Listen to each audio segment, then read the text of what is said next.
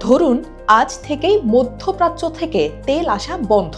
আপনার motor cycle, বাস, কারখানা, বিদ্যুৎ কেন্দ্র এই সব কিছুর জ্বালানি কোথা থেকে আসবে? বাংলাদেশ কি প্রস্তুত? সরকার বলছে এখন এই ভয় নেই, কিন্তু হিসেব বলছে সময় খুব বেশি নয়, আর তাই ভয় না পেয়েও উপায় নেই। চলুন সংখ্যায় সংখ্যায় দেখি বাংলাদেশে জ্বালানি মজুত আসলে কতদিন চলবে। তবে এর আগে আমাদের জানতে হবে বাংলাদেশের বার্ষিক চাহিদা সম্পর্কে। বাংলাদেশে বছরে জ্বালানি তেলের চাহিদা প্রায় ৭৫ লাখ টন। এই চাহিদা পূরণ হয় মধ্যপ্রাচ্যের দেশগুলো থেকে অপরিশোধিত তেল এনে, আর সিঙ্গাপুর, ইন্দোনেশিয়া, চীন, মালয়েশিয়া ও ভারত থেকে পরিশোধিত তেল আমদানি করে। সব মিলিয়ে বলা যায় আমদানি নির্ভর এক জ্বালানি কাঠামো।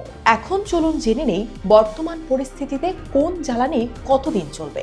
রাষ্ট্রায়ত্ত বাংলাদেশ পেট্রোলিয়াম কর্পোরেশন কর্মকর্তাদের তথ্য অনুযায়ী দেশের সবচেয়ে বেশি ব্যবহৃত জ্বালানি ডিজেল প্রায় 15 দিনের মজুত আছে, কেরোসিন মজুত আছে প্রায় 100 দিনের, অকটেন মজুত আছে 20 থেকে 25 দিনের।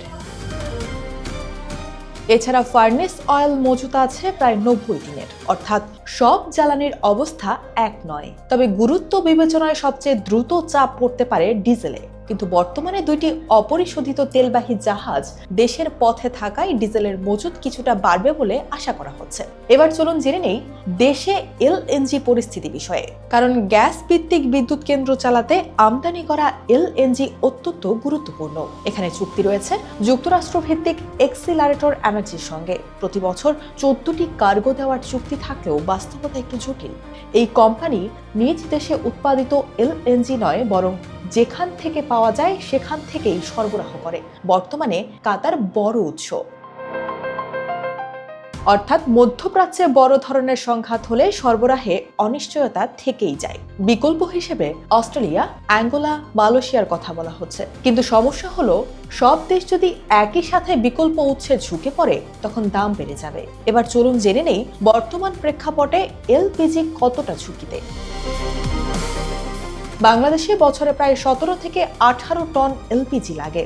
এর প্রায় 70% আসে মধ্যপ্রাচ্য থেকে, বিশেষ করে কাতার, কুয়েত ও ওমান থেকে। অর্থাৎ হরমুজ পথ দীর্ঘদিন বন্ধ থাকলে এলপিজিও চাপে পড়বে। এখন সবচাইতে বড় যে প্রশ্ন আসতে পারে তা হলো জ্বালানি সংকট হলে কোন খাত আগে কাঁপবে? হ্যাঁ, যা ভাবছেন তাই। অর্থাৎ প্রথমেই ধাক্কা পড়বে পরিবহন খাতে, এরপরে শিল্প উৎপাদনে, বিদ্যুৎ খাতে, কৃষিতে। এর পাশাপাশি জাহাজ ভাড়া বাড়বে শিল্পের উৎপাদন খরচ। পোশাক শিল্প সরাসরি হয়তো আটকে যাবে না, কিন্তু কাঁচামালের দাম বাড়লে চাপ তৈরি হবে। যুদ্ধ দীর্ঘ হলে ইউরোপ আমেরিকার ক্রেতারা অর্ডার কমিয়ে দিতে পারে, ফলে রপ্তানিতেও ধাক্কা লাগবে। যুদ্ধ দীর্ঘায়িত হলে কি মূল্যস্ফীতির আশঙ্কা থাকে? এমন প্রশ্নই ভাবছেন তো? হ্যাঁ, তেলের দাম বাড়লে পরিবহন ব্যয় বাড়ে, বিদ্যুৎ উৎপাদন খরচ বাড়ে, খাদ্য পরিবহন খরচ বাড়ে, ফলে মূল্যস্ফীতি বাড়ে। বাংলাদেশ এমনিতেই উচ্চ মূল্যস্ফীতির চাপ সামলাচ্ছে, তার উপর নতুন জ্বালানির ধাক্কা অর্থনীতিকে আরো চাপে ফেলতে পারে। আর তাই অর্থনীতিবিদরা বলছেন ডে টু ডে আমদানি নির্ভরতা ঝুঁকিপূর্ণ।